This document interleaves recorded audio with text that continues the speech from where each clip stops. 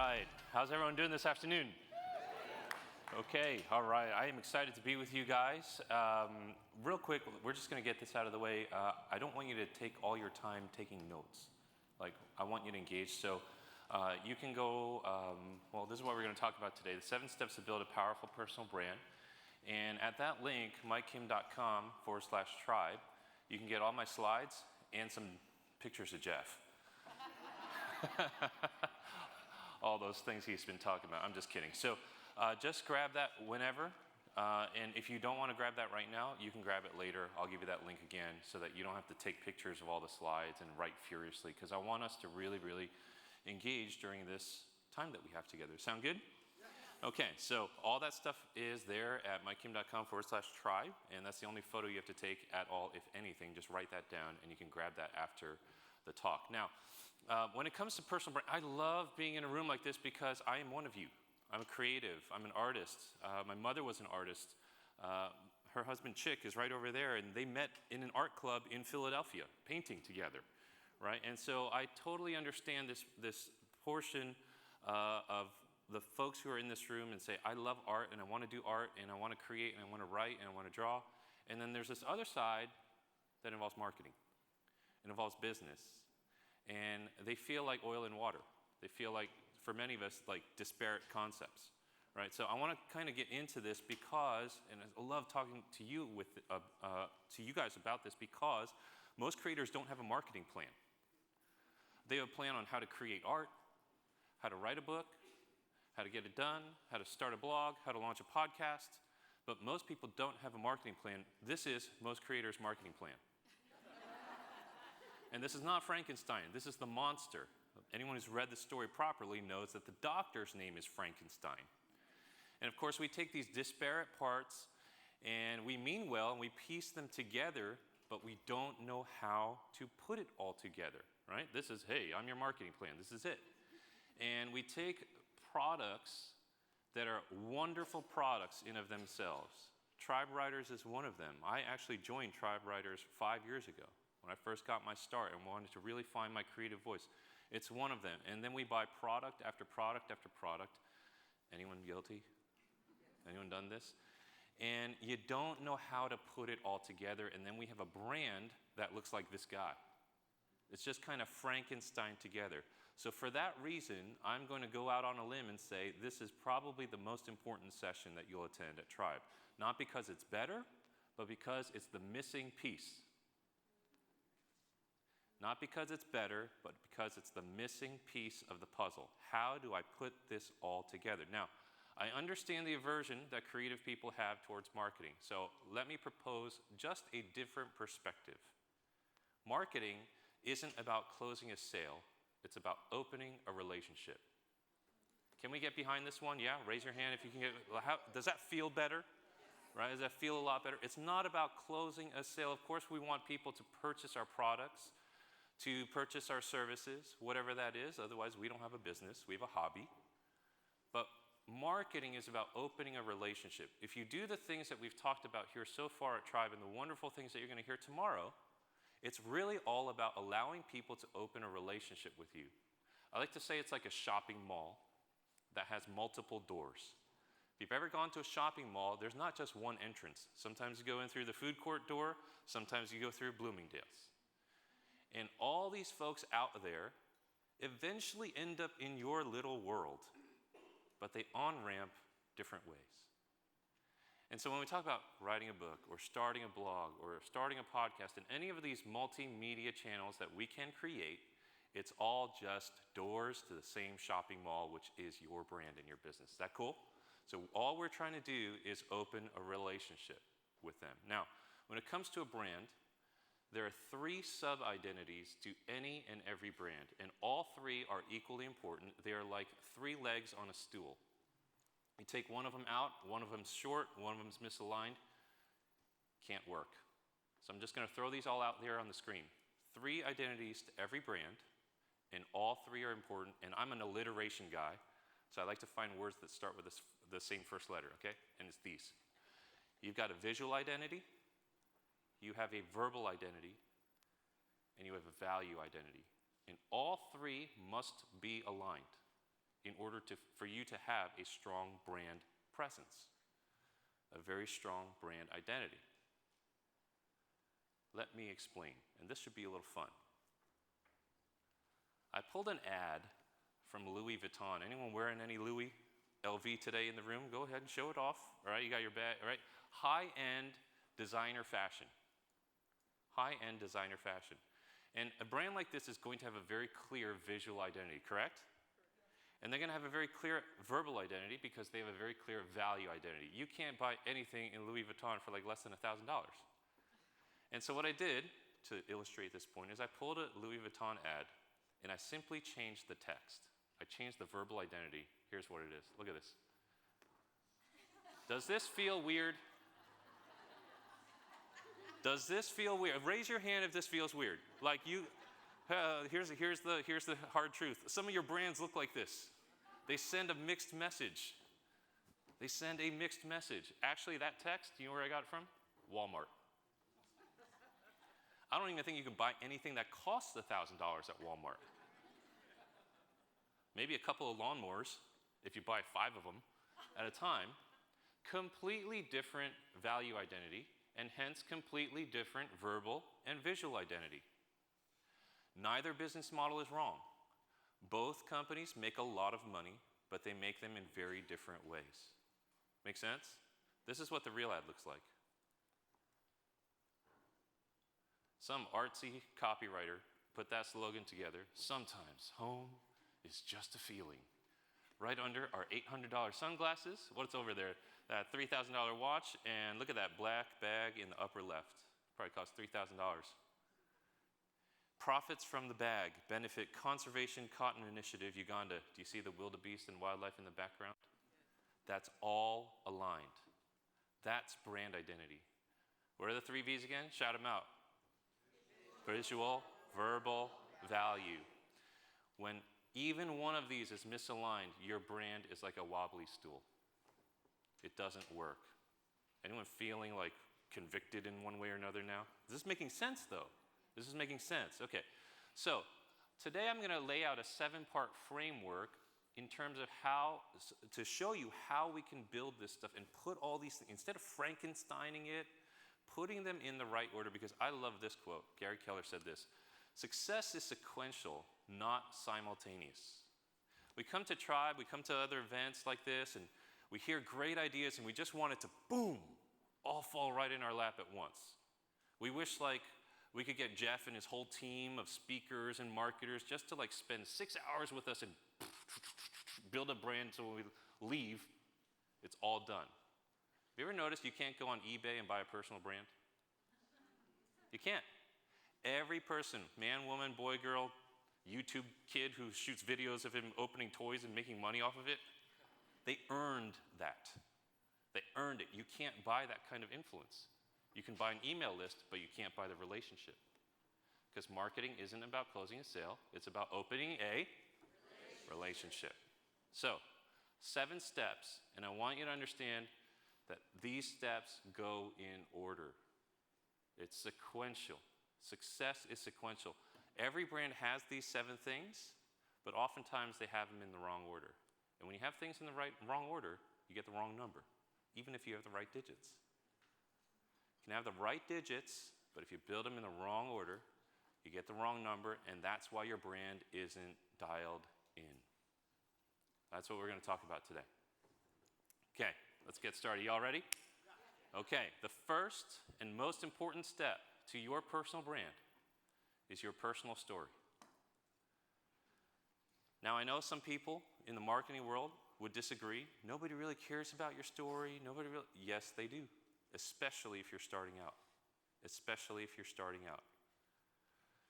I love Tribe Writers because it really digs into your personal story. How many of you feel like you have a story that should be shared and can really help people? So what am I going to do? Come up here and tell you it doesn't matter? Of course it does. You're an artist. You're creative. People care about your journey. All right, stalker effect. Who's ever gone onto wikipedia.com, looked up some celebrity, and the first tab you opened is personal life? Anyone? You know, look at around the room, you stalkers. Okay? This is because people care. People want to know about your personal story. I'm not going to spend too much time here because that's what Tribe Writers does for you. Jeff is helping you do this, but I want you to understand this is the biggest differentiator you have in your brand. I once was talking to a coach, an executive rather, who wanted to get into executive coaching. And she said, Mike, I don't really know how to differentiate myself from the rest of the coaches that are out there. I said, this is really easy. Why don't we just tell your story? She said, no one's going to care about my story. You know what her story was? She and her husband had lost a child in childbirth. She didn't want to go to counseling because she thought it would be seen as a weakness because of her corporate position. She found a coach instead. Someone recommended coaching. And those of you who are coaches know that coaching is all about asking questions and drawing out things, right, from people's own conclusions. And it changed her life. And that's why she wanted to become a coach. Anyone would rather hire her than someone just says, I'm going to help you improve your life. You see the difference? It's a story. In a personal brand, and for each and every one of you as an artist and creative, this is going to sound so crazy, but it is the truth, and it is this, that the messenger is more important than your message. You are the message. So if you're sitting here, what is my first book going to be about? But I want to write a second one. I'm not sure which one should come first, and we get all confused as to what to do. I want to liberate you, set you free from that. You're the message. The messenger in a personal brand is more important than the message. How many of you would buy a book that Jeff wrote and you don't even care what the book's about? You just buy it just because it's Jeff. Raise your hands. Come on, show him some. Jeff, look at this room. I'm pre-selling you, brother. Okay, look, you don't even care what he's going to write about because you love him. I don't know why, but you love him. I love him, right? You just love him. He's at a point in his brand that he has become the message. But when you're first starting out, we lose sight of this and we hide behind the fact that we have to create the perfect book or the perfect talk or the perfect message. And a lot of people call me because they want help in marketing. And rightfully so, because they think marketing leads to money. That's what they think. But I'm going to give you a third M that precedes these two. And please write this one down. This is really important, especially in a room like this. You know what precedes marketing and money? Movement. Every person in here that's creating art isn't creating art for the sake of it. You want to launch a movement.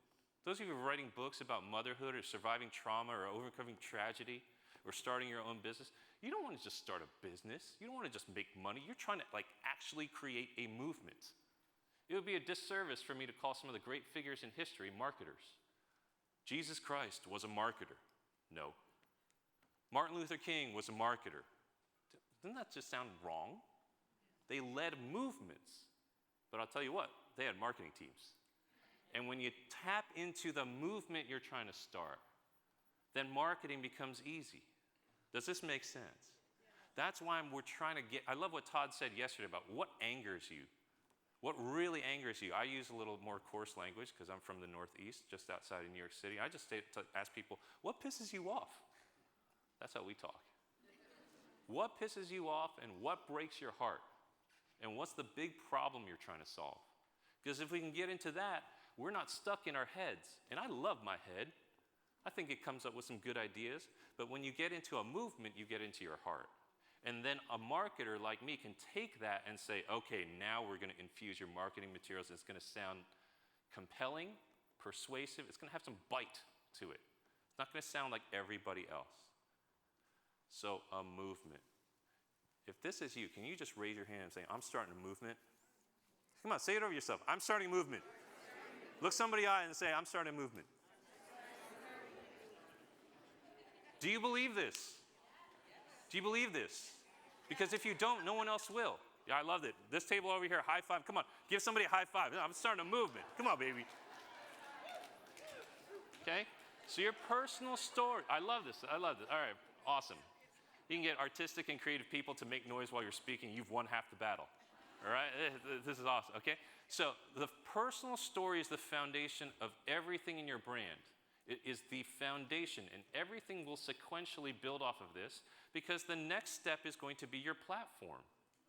So many people start platforms, whether it's a blog or it's something like Thinkific, which is a wonderful platform, other Medium, whatever website you want to use, and they say, what do I put on my platform? Your personal story. You see how it makes sense?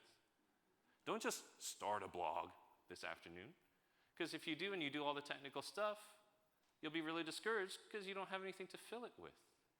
But if you have a personal story and you've done the work through Tribe Writers and other resources that Jeff has provided for you, you now have something to actually put on your platform. And now when I meet you, and you tell me a little bit about yourself, you're not going to hand me your business card. This is a side tip, okay? You're not going to hand me a business card. You're just going to take a selfie and be like, email it to me and send your blog link. Done. And now I have somewhere to go to check out more of who you are, right? So you got a platform. Once you have a platform, you think about the third step, which is positioning. And this is huge. When it comes to positioning, what I'm really essentially asking you today is, are you Louis Vuitton or Walmart? Which one do you want to be? It's up to you. Both business models work. But which one do you want to be? Positioning is all about your relationship to your competitors. I had a friend, he owns one of the largest moving companies in the state of Connecticut. He handles very, very high-end items for very wealthy people. And I said, hey, how's business going? He's like, oh, always got to watch out for the competition. I was like, what competition? You're the biggest company in Connecticut. He's like, my competition's anyone who has a truck. My competition's anyone who has a friend who has a pickup truck. And I was like, that's brilliant. That's the reality. Many of us don't want to admit that. We don't want to face it, but that's reality. So are you Louis Vuitton or Walmart? Where do you want to sit in relationship to your competitors? Because if you know this, if you say, let's just say, for example, I want to be a Louis Vuitton type brand. I want to be high end. I want to be exclusive. You know what? It makes it really easy to figure out the next step, which is what product you're going to create. I'm pretty sure the teams at Louis Vuitton don't sit around and figure out how they can make $5 fidget spinners. It's off-brand. Is this making sense? You see how just one builds right on top of the other. If I know my positioning, I know what kind of product I should create for those people. If I know my positioning and I want to be a wider audience, I want to be kind of a Walmart brand and really appeal through mass appeal, well, I'm going to write and I'm going to create $10 to $15, $20 products. But I'm going to have to grow a large email list. You see how the strategy changes, right? But if you're charging $2,000 or $3,000 for someone to come to your workshop, you don't need a huge email list. You just need a few select buyers, and you'll make a lot of money.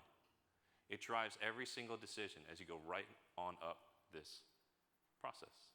So once you have your product, it makes it really easy to determine your price.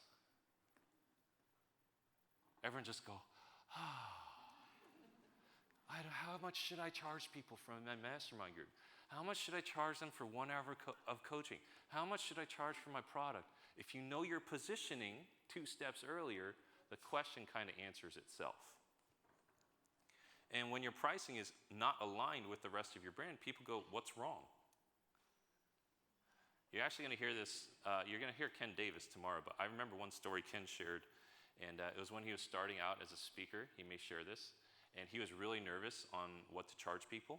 Someone heard him speak, and they invited him to come to their business to speak. And he didn't have his positioning in place yet. He was just starting out. And I've done some work for Ken, so I know him. I love him. And he gave him a number, and you know what the guy said? It was too low, right? The number was so low. He said, oh, I'm sorry. We only hire professionals, and walked away. Whoa. Think about that. Positioning, not aligned with your product and your price, you have a misaligned brand. So some of you need to start charging a little bit more, because when it comes to step 3, you want to reach a higher end market. Anyone want to reach a higher end market? Raise your hand, be proud, yes.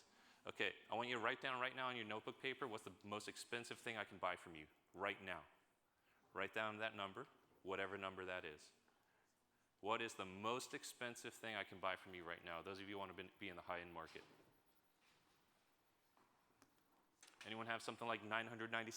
We like that in internet marketing world. We think it's a magic number. $997? Anyone have anything? For $997. Okay, here's what I want you to do. Put a 0 next to it on the end. I'm telling you, put a 0 next to it. Like right now, I'm one of these practical guys. Jeff told you, write it down. Anyone else, in any market you're in, what's the most expensive thing I can buy from you right now? Write down that number. If it's a book and it's $12, $13, I want you to write a 0 after that. Now, right now, I'm taking time away from my own talk. Right now, whatever that number is, I want you to write down the first thing that comes into your mind about creating a product that's that much money. You have a $13 book. I want you to think, what can I buy from you? What would you create if I said I would give you $130?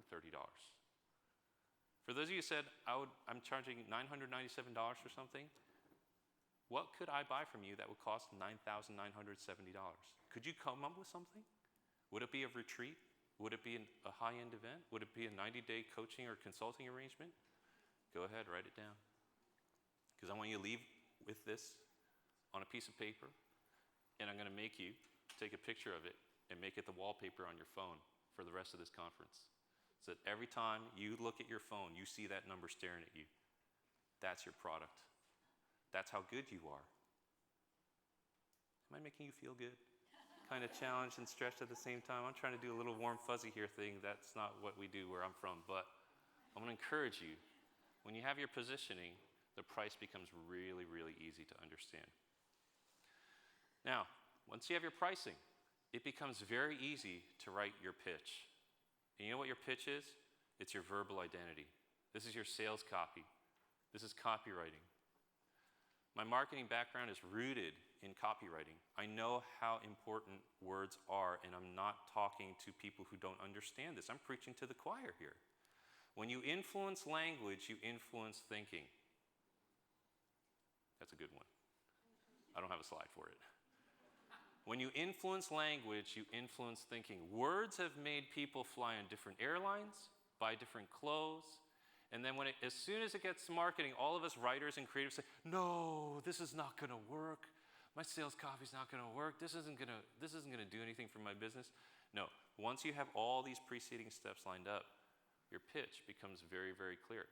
I'm pretty sure if you went to work at Louis Vuitton in their marketing department, the word discount is banned.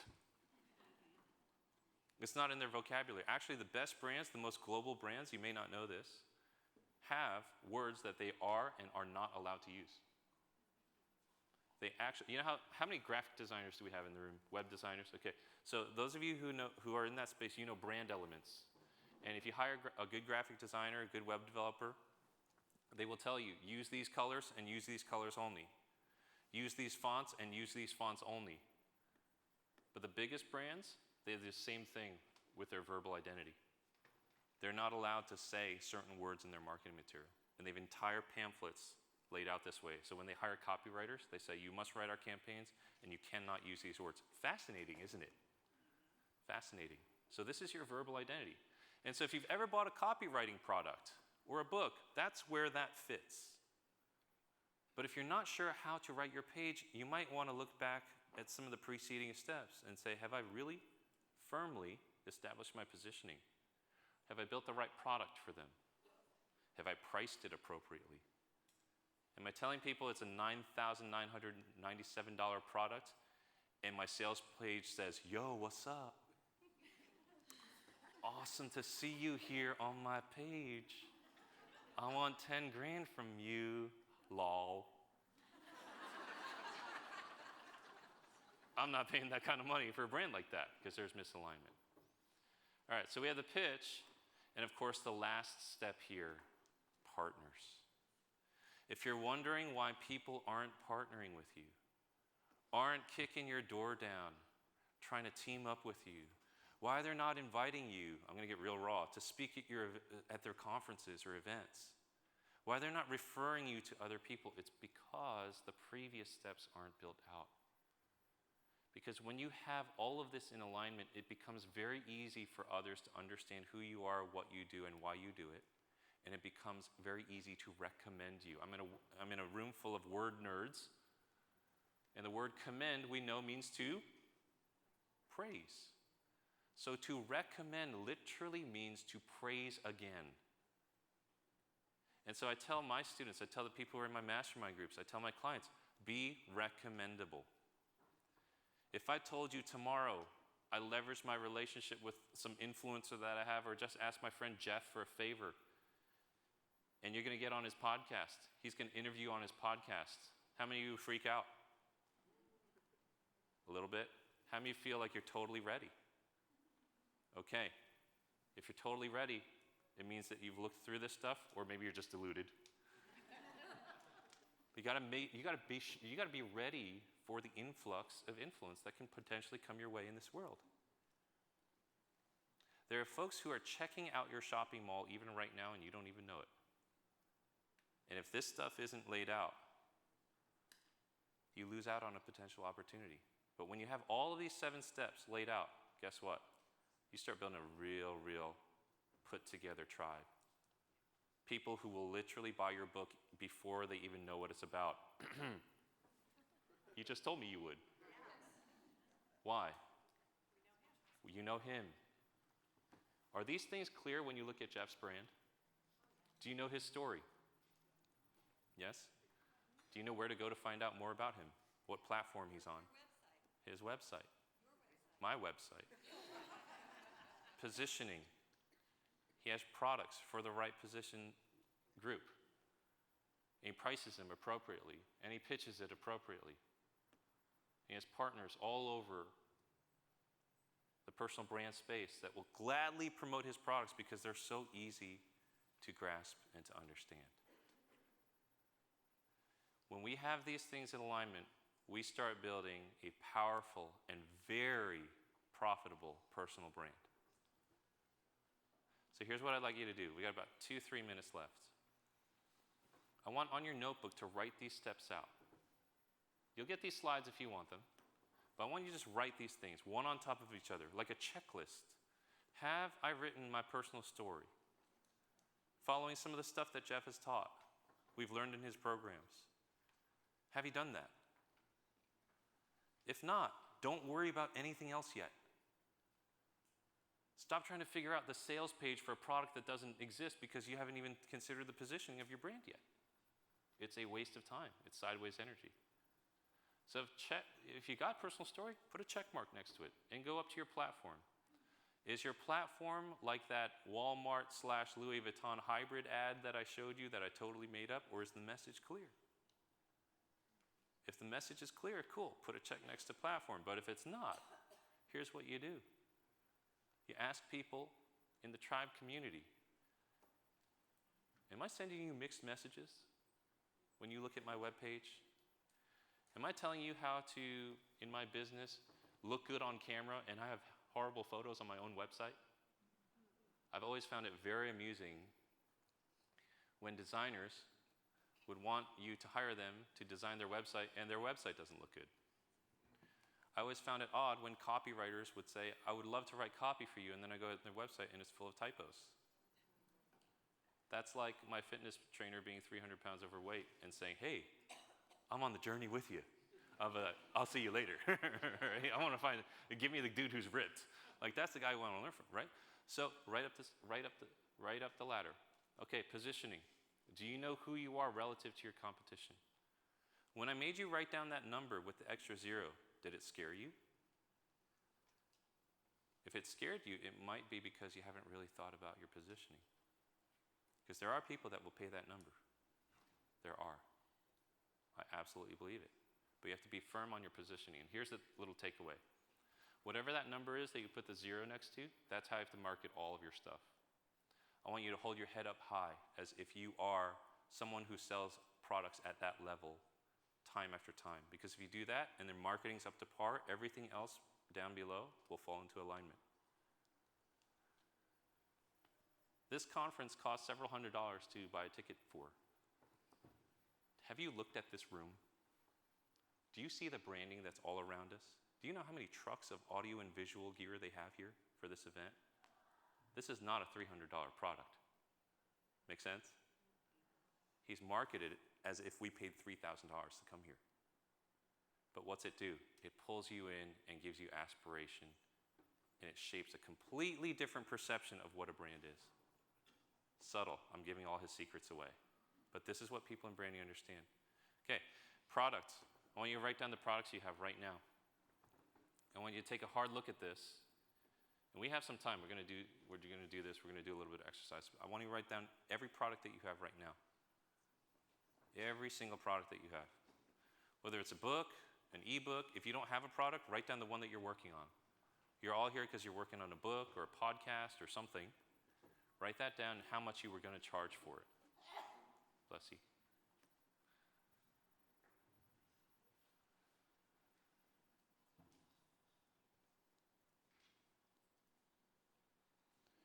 whatever the most expensive product you have there is at a 0.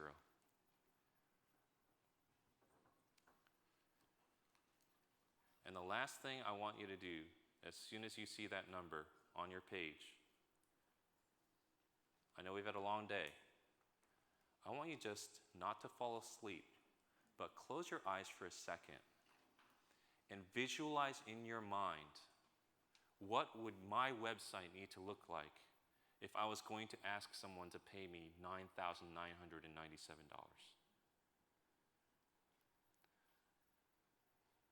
What does my website need to sound like in its verbal identity if I was going to ask someone to pay me that amount of money? What kind of photos would I need on my site? What kind of clothes would I need to wear on that site for a product that was that much money?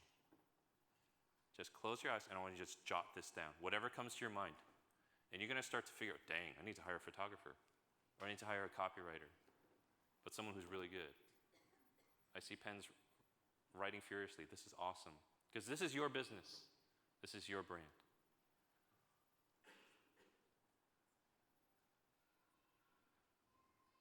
Okay, just write that down.